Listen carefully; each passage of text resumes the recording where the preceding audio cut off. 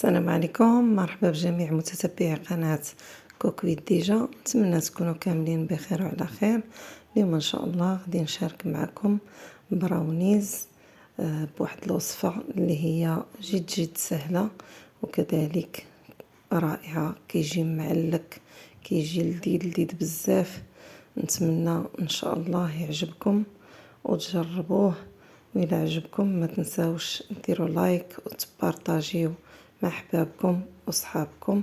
ونخليكم مع المقادير.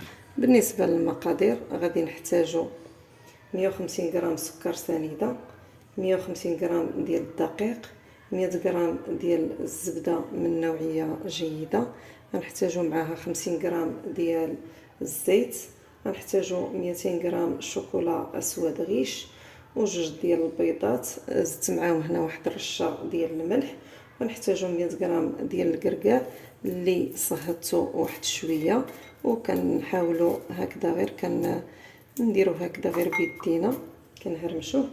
وغادي نحتاجو نصف خماره اللي ضفتها هنا مع 150 غرام ديال الدقيق.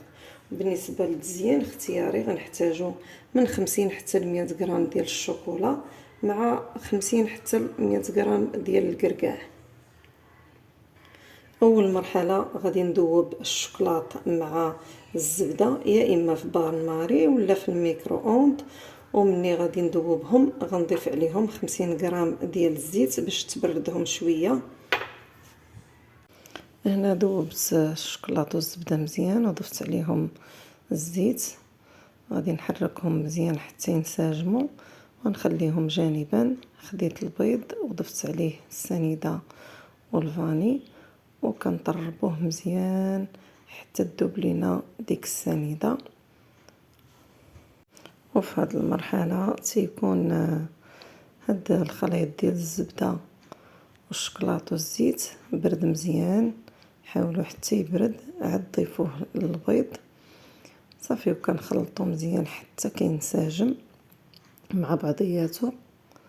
عاد كناخد الدقيق كنغربلو مزيان، ديجا قلت لكم راه الدقيق درت معاه الخماره، وكنضيف ليه الكركاع اللي كنكون هكذا هرمشتو غير هكذا ما بين يدي، وكنحاول نلبس هذاك الكركاع بالدقيق. عاد كنضيفو للخليط. هنا راه كتبداو تلاحظوا بان الخليط كيبدا يتقال شويه، يعني ضروري لان الزبده والشوكولاط كيبردوا صافي. كنحاولوا معاهم حتى ندخلوا الدقيق مزيان في هذا الخليط. خديت واحد الاطار انا ديال 25 على 25 ولبستو بالفيلم اليمونتير، ولكن ما ديروش نفس الخطا اللي درت نتوما. يا اما خذوا شي انيه ديال الزاج، كتبقى لكم الاختيار يعني ما بين 20 حتى ل 25. بغيتو هذاك البراونيز يعني يكون غليظ كديروا ديال 20، بغيتو هكا يكون بحال اللي استعملت انا ديروا الاطار ديال 25.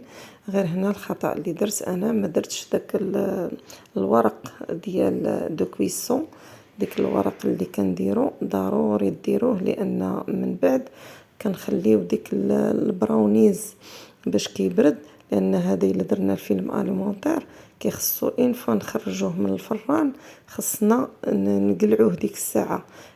بما ان البراونيز كيكون هشيش بزاف ومعلك كنخليوه حتى كيبرد. لهذا ضروري ديروا بابي دو كويسون، يا اما تغلفوا هذا الاطار بالبابي الومنيوم وديروا البابي دو كويسون.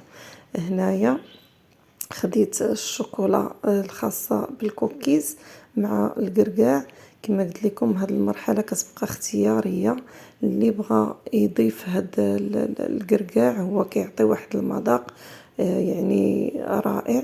اللي بغى يديرو كيديرو، اللي ما بغاش يعني كيخليه هكذا عادي صافي. وكندخلوه للفران على درجه حراره 160 درجه 25 دقيقه حتى كيطيب. كديروا شي سفود ولا هكا كنلقاوه بانه صافي راه ما بقاش معجن. ما كنعطيوش الطياب يعني اكثر من هذا الوقت اللي قلت لكم، لانه كيقدر يقزح وما يبقاش معلك. وانا من بعد ما طاب البراونيز خرجته، كيجيو فيه دوك الشقيقات هكذا من الفوق، واحد الرائحة يا سلام كتجي روعة. هنا انا خليته حتى برد وديموليته من داك القالب، يعني ما ديموليوهش وهو سخون لانه غيتفتت كامل. صافي وقطعته على هاد الشكل مربعات، ممكن تقطعوه مربعات كبار ولا مربعات صغار، ممكن تخليوه غير يعني على هاد الشكل غير هكا بالقرقاع من الفوق، ممكن ديروا له شي قهناش من الفوق، ولكن انا كنفضل تخليوه على هاد الشكل. بالنسبه كما قلت لكم ما حيدلو يعني درت داك الفيلم اليمونتير ها هو كيلصق كما كتشوفوا. انا كنحيدو دابا من التحت، يعني ضروري ديروا بابي دو كويسون، ما ديروش نفس الغلط اللي درت انا. وكتكون هذه هي النتيجه النهائيه ديال البراونيز، كيجي معلك، كيجي رطب، كيجي غزال. نتمنى ان شاء الله يعجبكم وتجربوه، والى اللقاء في فيديو قادم بحول الله.